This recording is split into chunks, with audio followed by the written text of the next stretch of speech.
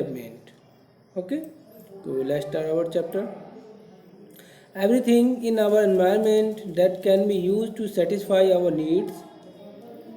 Environment में जो everything यानी प्रत्येक चीज़ जो एनवायरनमेंट में है ना, जिसे हम अपने सेटिस्फाई के लिए यूज़ कर सकते हैं, अपनी ज़रूरतों के लिए यूज़ कर सकते हैं, ठीक है।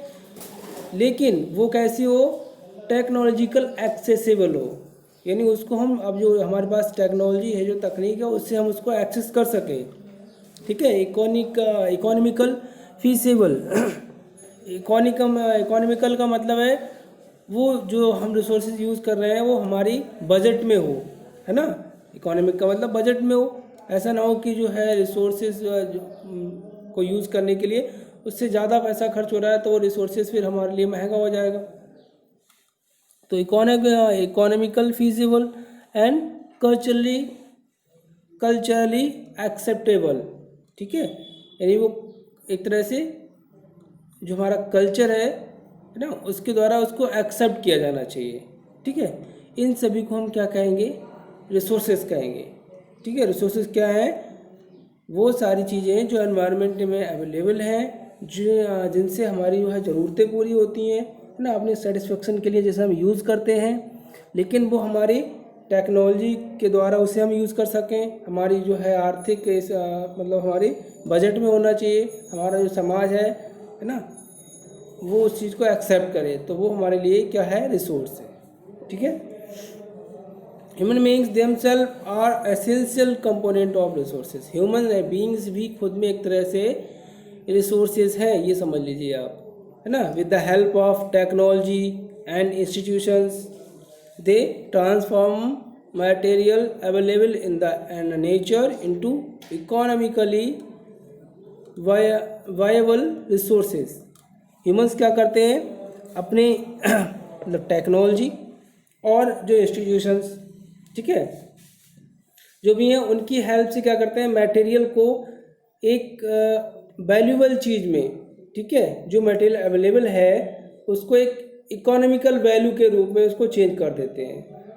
बहुत सारी चीज़ें हैं, जैसे मान लीजिए ये आपकी जो बुक है, ठीक है, अब ये बुक है, इसकी वैल्यू है, लेकिन ये बनी किस चीज़ से, किससे बना है इसका पेपर, प्लांट से, ट्री से, ठीक है। अब ट्री क्या है, वो नेचर में अवेलेबल है, नेचर में अवेलेबल है। अब ट्री को काट के, है ना, उसको जो है पेपर बनाया, पेपर बनाने के बाद उसको उस पर प्रिंट किया, तो ये सब टेक्नोलॉजी का यूज़ हुआ, है ना। साथ में इंस्टीट्यूशंस लाइक जैसे मान लीजिए जहाँ ये प्रिंट हुआ होगा वो कोई जगह होगी, है ना, इंडस्ट्री होगी, या जहाँ पेपर बना होगा वो एक इंडस्ट्री होगी, तो वहाँ पर ये सारा वर्क किसने किया, ह्यूमंस ने, ह्यूमंस के ही द्वारा इन सारे कामों को किया गया। तो वो एक जो मटेरियल है जो नेचर में अवेलेबल है उसको एक इकोनॉमिकली वैल्यूबल चीज़ रिसोर्सेज में कन्वर्ट करते हैं, ट्रांसफ़र करते हैं, ठीक है। Next topic is types of resources. यहाँ पर जो एक फ्लो चार्ट दे रखा है, ठीक है, ये resources are broadly classified into 3 categories, natural, human and human made, ठीक है। रिसोर्सेज को जनरली 3 कैटेगरी में डिवाइड किया गया है। नेचुरल यानी वो रिसोर्सेज जो नेचर में अवेलेबल है ना, नेचुरल है। ह्यूमंस यानी ह्यूमन खुद में एक रिसोर्स है, और थर्ड ह्यूमन मेड रिसोर्सेज यानी ह्यूमन के द्वारा बनाए गए रिसोर्सेज, जैसे लाइक रोड, है ना, रोड, हॉस्पिटल्स, स्कूल, ये सारे क्या है, ह्यूमन मेड रिसोर्सेज है, ठीक है। यहाँ पर क्या है, आपका एक फ्लो चार्ट दे रखा है। अब इस फ्लो चार्ट के द्वारा हम इस चीज़ को समझने की कोशिश करेंगे।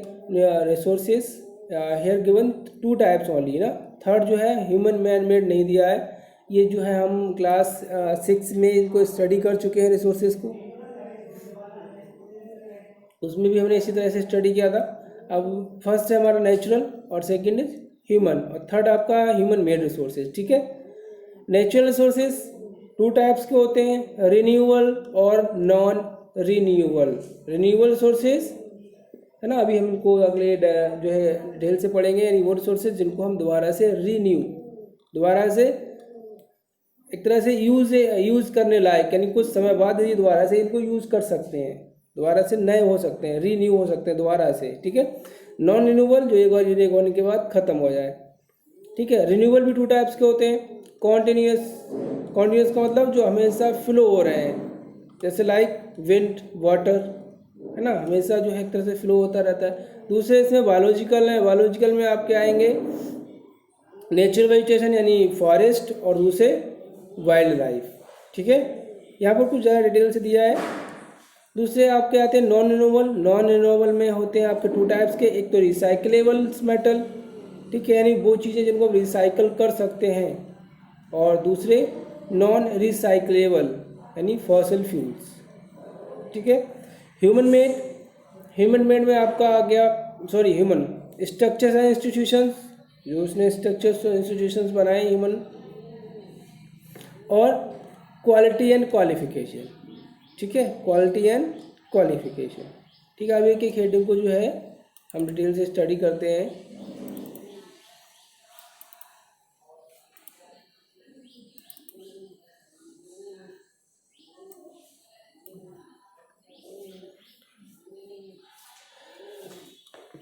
On the basis of origin, है ना, ओरिजिन के बेस पे जो है नेचुरल रिसोर्सेज को कितने पार्ट में डिवाइड किया जा सकता है?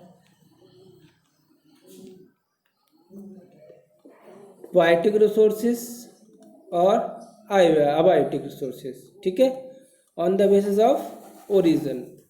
Biotic resources, these resources are obtained from biosphere like human beings, livestock, flora and fauna etc, ठीक है। बायोटिक रिसोर्सेज क्या होते हैं? जो हमें बायोस्फीयर से मिले, ठीक है, बायोस्फीयर से मिलते हैं, जैसे ह्यूमन बींग्स हैं, है ना। हमने जो है बायोटिक रिसोर्सेज को हम लिविंग थिंग भी कहते हैं, है ना। बायोटिक क्या होती है? ऑल लिविंग थिंग्स होती हैं, लेकिन यहाँ रिसोर्सेज के रूप में जिन जो यूज़ किया जा सकता है वो हमारे ह्यूमन बींग्स हैं, लाइव स्टॉक्स है, फ्लोरा फना है एक्सेट्रा। जैसे coal and petroleum may be considered as a biotic resources as a formed by decaying of life forms. कोयला और जो पेट्रोलियम है इसको हम बायोटिक रिसोर्सेज की कैटेगरी में रख सकते हैं, क्योंकि ये जो है आपके प्लांट और एनिमल जो डेथ होती है ना, उनकी डिकिंग मैटर से मिले होते हैं। दूसरे abiotic resources, these resources are composed of non living things, ठीक है, सॉइल, रॉक्स, मेटल्स, विंड्स। ये जो रिसोर्सेज होते हैं ये आपके नॉन लिविंग थिंग्स होते हैं, जो भी बचा मैं non living things, soil, rocks, metal, winds etcetera. Next, on the basis of accessibility, okay, और लिमिटेशन ऑफ यूज़। ऐसे रिसोर्सेज जो जिनका यूज़ हम लिमिट में कर सकते हैं, वो लिमिटेड अमाउंट में अवेलेबल है। कौन से हो सकते हैं? रिन्यूएबल रिसोर्सेज, ठीक है, और दूसरे इसमें non renewable resources. Renewable resources क्या होते हैं? The resources which can be renewed और रिप्रोड्यूस बाय फिजिकल, केमिकल और mechanical process are known as renewable और रिप्लेनिशेबल रिसोर्सेज। वो रिसोर्सेज जिन्हें हम कुछ प्रोसेस के द्वारा, जैसे फिजिकल प्रोसेस हो सकती है, केमिकल और मैकेनिकल प्रोसेस, है ना, इन प्रोसेस के द्वारा उन्हें दोबारा से उसी फॉर्म में ला सकते हैं या यूज लाइक उन्हें बना सकते हैं, ठीक है। जैसे सोलर एनर्जी, ठीक है, ये कभी ख़त्म ना होने वाली है। Wind energy, forest, water, wild life, है ना। तो ये वो रिसोर्सेज हैं जो रिन्यूएबल रिसोर्सेज कहलाते हैं, है ना। जैसे आप बात कीजिए वाटर है, वाटर आपने यूज़ कर लिया, है ना, कुछ फिजिकल या केमिकल प्रोसेस के बाद क्या है, उसको हम यूज़ करेंगे, यूज़ करने के बाद क्या होता है, वो वेस्ट हो जाता है, डर्टी हो जाता है ना, वॉशिंग करने के बाद डर्टी हो जाता है। लेकिन कुछ फिजिकल और केमिकल प्रोसेस के द्वारा जैसे फिल्ट्रेशन है या केमिकल जो कुछ केमिकल्स के द्वारा इसको हम फिर से क्लीन कर सकते हैं और क्लीन करने के बाद दोबारा से यूज में ला सकते हैं, है ना। तो ऐसे रिसोर्सेज को हम रिन्यूएबल रिसोर्सेज कहते हैं। इनको भी 2 कैटेगरी में डिवाइड किया गया था। पहला फ्लो या कंटिन्यूअस रिसोर्सेज जो फ्लो होते रहते हैं, इसमें आपके जो थे विंड था और टाइड्स, यानी running water, solar radiation, winds and tides. These resources can be use and replenished at the same time. It does not remain in one location and move above because of natural action in the physical environment. ये resources क्या है, एक तरह से उसी समय दोबारा से इनको यूज़ किया जा सकता है, क्योंकि ये एक जगह इनकी कोई लोकेशन नहीं है, एक जगह ये स्टेबल नहीं रहते हैं, ये मूव करते रहते हैं कुछ नेचुरल एक्शन की वजह से, है ना, नेचुरल एक्टिविटी की वजह से। तो इसीलिए इनको जो है फ्लो या कंटिन्यूअस रिसोर्सेज कहा जाता है। जैसे रनिंग वाटर एक जगह जो है स्टेबल नहीं रहता, वो मूव करता रहता है। अगर हम इससे एनर्जी बनाएं, है ना, तो इसको यूज़ करने के बाद इससे दोबारा से एनर्जी बनाई जा सकती है आगे चल के। ऐसे ही सोलर रेडिएशन, है ना, सोलर रेडिएशन कभी ख़त्म नहीं होने वाली चीज़ें हैं। विंड है, टाइड है। दूसरे है biological resources. The resources are formed by biological process. Biological resources जो बायोलॉजिकल प्रोसेस के द्वारा बने हो, जैसे लाइक नेचुरल वेजिटेशन, है ना, क्योंकि ये जो है बायोलॉजिकल प्रोसेस है। जैसे फॉरेस्ट, जो भी फॉरेस्ट है, फ्लोरा फना है, सारी नेचुरल वेजिटेशन। दूसरे वाइल्ड लाइफ, ठीक है। बायोलॉजिकल प्रोसेस को 2 पार्ट में डिवाइड किया गया था, नेचुरल वेजिटेशन और वाइल्ड लाइफ। वाइल्ड लाइफ में क्या आते हैं, फना, ठीक है, फ्लोरा, नेचुरल वेजिटेशन, फना, नेचुरल, वाइल्ड लाइफ। तो ये तो 2 पार्ट थे आपके रिन्यूएबल रिसोर्सेज के। नेक्स्ट हमारा है non renewable resources. These resources are formed through long geological time period and can not be renewed. ये रिसोर्सेज जो होते हैं बहुत ही लंबी जियोलॉजिकल टाइम पीरियड होता है, काफ़ी लंबा जियोलॉजिकल टाइम पीरियड होता है, उसमें ये बनते हैं, ठीक है। मतलब इन रिसोर्सेज को बनने में काफ़ी लंबा समय लगता है और इनको दोबारा से रिन्यूड नहीं किया जा सकता कि ये यूज़ कर लें और दोबारा से बचा हुआ जो भी प्रोडक्ट है उसको दोबारा से केमिकल, फिजिकल या कोई भी प्रोसेस के द्वारा दोबारा से हम उन्हें रिसोर्स के रूप में कन्वर्ट कर सकें, ऐसा नहीं हो सकता। जैसे like minerals, metals, fossil fuels, है ना, क्या करेंगे, इनको हम जब यूज़ करेंगे, जैसे फॉसिल फ्यूल्स है उसको एक बार यूज़ किया और वो ख़त्म हो गया, नॉन रिन्यूएबल है, फिर उसमें कुछ बचेगा ही नहीं। इनमें कुछ रिसोर्स, इनको भी 2 पार्ट में डिवाइड किया गया है। एक तो रिसाइकेबल मेटल्स और दूसरे नॉन रिसाइकेबल यानी फॉसिल फ्यूल्स। मेटल्स क्या होते हैं, जैसे हम ये यहाँ पर मिनरल और मेटल ये हमारे नॉन रिन्यूएबल रिसोर्सेस हैं। तो metals can be recycled by technological application, so they are recyclable. यानी मेटल हैं, रिसाइकलेबल है। आप एक बार मेटल को यूज़ करेंगे, कोई भी मेटल की बनी चीज़ है आपके जब तक यूज़ में आई तब तक यूज़ किया, उसको आप क्या करते हैं, कबाड़े में बेच देते हैं। उसको दोबारा से फिर से जो है रिसाइकल किया जाता है, यानी उसको फैक्ट्री में ले जाके फिर से टेक्नोलॉजिकल प्रोसेस के द्वारा जो प्रोसेस होती है दोबारा से उसको एक नए मेटल के रूप में या नए प्रोडक्ट के रूप में उसको बना दिया जाता है। यानी ये इसको क्या बोलेंगे, रिसाइकल बोलेंगे, ठीक है। नॉन रिसाइकल यानी जिनको हमने एक बार यूज़ कर लिया, जैसे फॉसिल फ्यूल्स है, 1 हो गए और इसके बाद रिसाइकिल के लिए कुछ भी नहीं बचा। जैसे यहाँ पर मेटल था, मेटल यूज़ किया लेकिन क्या बचा, मेटल ही बचा, लेकिन वो वेस्ट हो गया, उसको दोबारा से नए काम में, नए उपयोग में उसको दोबारा से ले सकते हैं। लेकिन नॉन रिसाइकल में जो फॉसिल फ्यूल्स होते हैं उनसे बचा हुआ मटेरियल कोई भी हम इसको यूज में नहीं ले सकते, ओके।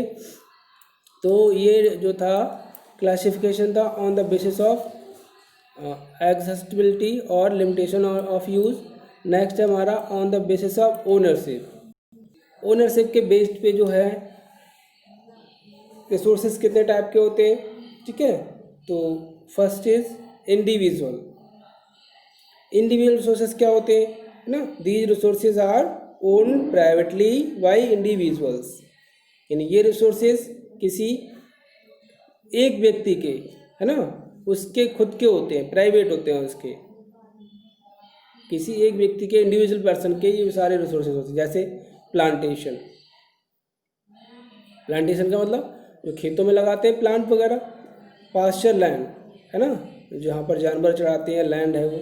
फार्म लैंड, जहाँ खेती वगैरह करते हो। वाटर इन वेल, आपने कुआं खोद दिया अपने घर में तो आपका जो वाटर है वो आपका हो गया। पॉन्ड, पॉन्ड बना लिया। तो ये सारे रिसोर्सेज क्या हैं, ये आपके खुद के हैं, है ना, इन पे आपका खुद का अधिकार है।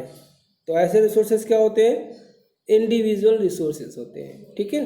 दूसरे कम्युनिटी रिसोर्सेज या कम्युनिटी ओन्ड रिसोर्सेज, इस पर क्या होता है, इस पर किसी एक व्यक्ति का जो है अधिकार नहीं रहता, बल्कि all the members of community, यानी वहाँ जो कम्युनिटी है, जो समाज है, वहाँ के जो भी लोग हैं सभी को उन पर बराबर का अधिकार होता है, ठीक है। जैसे ग्रेजिंग ग्राउंड,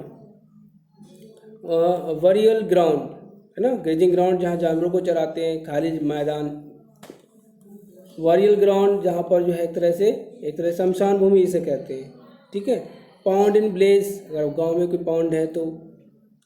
पब्लिक पार्क, अगर पार्क है तो, ठीक है। तो ये क्या है, ये कम्युनिटी ओन रिसोर्सेस है। यहाँ पर किसी एक व्यक्ति का है कि मेरा है, मेरा अधिकार है, तो ऐसा नहीं होता। यहाँ पर सभी लोगों को बराबर का अधिकार होता है। तो ऐसे रिसोर्सेज को क्या कहते हैं, community own resources, okay. Next, national resources.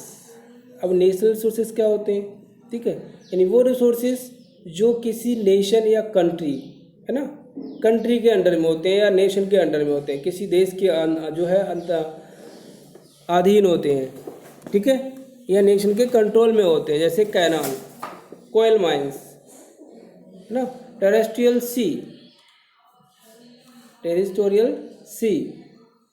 Up to 12 nautical miles from the coast, okay, और रेलवेज। जैसे रेलवे है, ठीक है, अब किसी कम्युनिटी की तो चीज़ नहीं है, ना ही किसी प्राइवेट है, ये क्या है, हमारे देश की है, हमारे देश के कंट्रोल में है ना, हमारी कंट्री के कंट्रोल में रहता है, ठीक है। जो हमारे सी होते हैं, यानी जो देश में हमारे देश की सीमा से जो लगे हुए होते हैं, ठीक है। कैनाल, यानी हमारी कंट्री के अंदर जितनी भी कैनाल्स हैं, जितनी भी रिवर्स हैं, जितनी भी कोयल माइंस हैं, है ना, इन सब पे किसका कंट्रोल होता है, कंट्री का। और ऐसे रिसोर्स को क्या कहते हैं, नेचुरल रिसोर्सेज, ठीक है। मतलब वो रिसोर्सेज जिन पे ना तो आपका प्राइवेट अधिकार है, ना ही उस एरिया का सिर्फ अधिकार है। जैसे कम्युनिटी रिसोर्सेज में क्या हुआ कि वहाँ पर रहने वाले लोग, ठीक है, उनका ही उस पर अधिकार है, वो ही उन रिसोर्स को यूज़ कर सकते हैं, ठीक है। तो वो कम्युनिटी ओन हो गया। यहाँ पर नेचुरल की बात हो रही है, यहाँ पर देश मतलब नेशनल की बात हो रही है, यहाँ पूरे देश की बात हो रही है। तो देश के जो कंट्रोल में जो भी रिसोर्सेस आएंगे वो सब नेशनल रिसोर्सेस होंगे, ठीक है। दूसरा है इंटरनेशनल रिसोर्सेस। नेशनल तो किसी एक देश के अंतर्गत आने वाली सारी चीज़ें हो गई। इंटरनेशनल में क्या होगा, these resources are owned and regulated by international institution.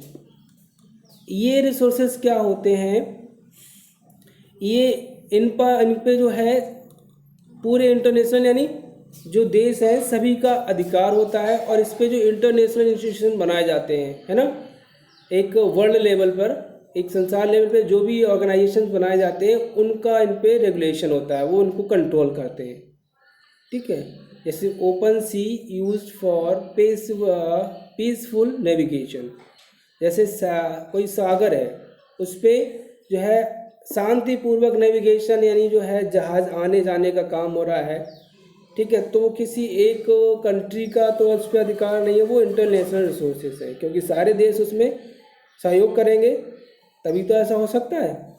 तो उसमें सभी का अधिकार रहता है ना। Open sky for flight movement. अब भाई फ्लाइट मूवमेंट हो रही है, आकाश में जो है एरोप्लेन उड़ रहे हैं, अब एक कंट्री से दूसरे कंट्री में जा रहे हैं, ठीक है। तो ऐसा तो है नहीं कि जो है आपकी कंट्री के ऊपर आपका ही अधिकार हो। भैया हमें आप दूसरी कंट्री में जाना है, मतलब बीच में कोई कंट्री पड़ती है और हमें थर्ड कंट्री में जाना है, तो क्या होगा, फिर बीच में किसी कंट्री और होके जाना पड़ेगा। तो इसका मतलब ये स्काई है, स्काई में जो फ्लाइट्स मूवमेंट होता है उस पर भी एक इंटरनेशनल रिसोर्सेज है, वो एक तरह से इंटरनेशनल जो इंस्टीट्यूशन है उनके कंट्रोल में रहता है ना। ऐसे ही The oceanic resources beyond 200 nautical miles of the exclusive economic zone belong open sea. इनका मतलब ये है जैसे जो सी कोस्ट होते हैं, ओशियन कोस्ट होते हैं, यानी समुद्र के किनारे, तो वहाँ तक एक ये लंबाई है ना, एक दूरी है 200 नॉटिकल माइल्स। ये इस दूरी तक क्या होता है, जो इंटरनेशनल कम्युनिटी होती है ना, उसके अधिकार में ये चीज़ रहती है। उसके बाद जो है वो उसके अधिकार में नहीं है। ऐसी नेशनल में इतने मीटर, इतनी दूरी तक क्या है, उस देश के वो रिसोर्सेस है, उस कंट्री का रिसोर्स है, उसके बाद जो है वो इंटरनेशनल रिसोर्स में आ जाता है। ठीक है, इतनी दूरी के बाद उस पर जो है किसी देश का कोई अधिकार नहीं रहता, बल्कि वो पूरे इंटरनेशनल लेवल पे वो रिसोर्स माना जाता है।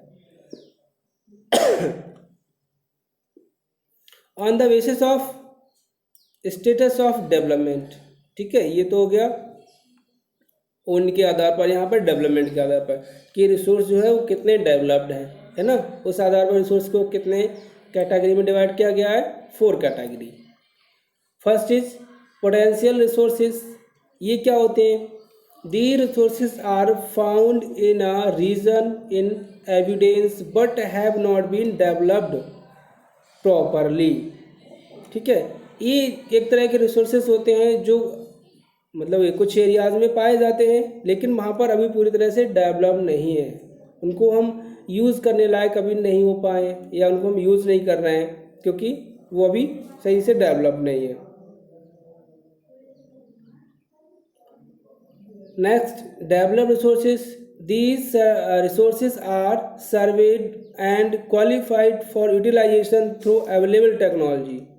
ठीक है, यानी डेवलप का मतलब ये हुआ कि वो रिसोर्सेज जो हमारे पास मतलब अवेलेबल हैं और हमारे पास जो टेक्नोलॉजी है उससे हम उसको यूज़ कर सकते हैं, उस टेक्नोलॉजी के द्वारा उसको हम निकाल के यूज़ करने लायक बना सकते हैं। ठीक है, तो ऐसे रिसोर्सेज क्या कहेंगे, डेवलप्ड रिसोर्सेज। वहीं पोटेंशियल का मतलब यही था कि वो डेवलप नहीं है हमारे लिए, मतलब हमारे पास जो है एक तरह से टेक्नोलॉजी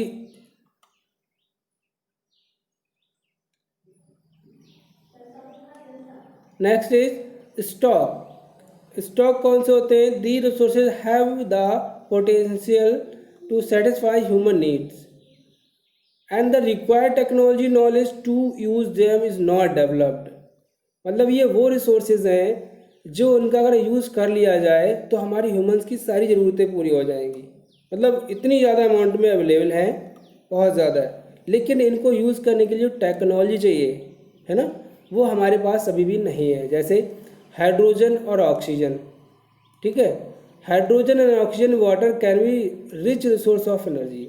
हाइड्रोजन से और ऑक्सीजन से काफ़ी ज़्यादा अमाउंट में एनर्जी बनाई जा सकती है, लेकिन हमारे पास वो टेक्नोलॉजी नहीं है, इसलिए हम नहीं बना सकते। ठीक है, what technological know how for this purpose is not available. Reserve का मतलब ये है, these are specific stocks for which appropriate technology know how is available but exploration is not started. मतलब ये वो रिसोर्सेज है जिनका स्टॉक हमारे पास है, टेक्नोलॉजी भी हमारे पास है, लेकिन हमने इनका भी यूज़ करना शुरू नहीं किया है। ठीक है, अभी तक इनका यूज़ करना शुरू नहीं किया, हमारे लिए रिजर्व में है। जब हमारे जो है डेवलप्ड रिसोर्स समाप्त हो जाएंगे तभी हम रिजर्व रिसोर्सेज का यूज़ करना शुरू कर देंगे।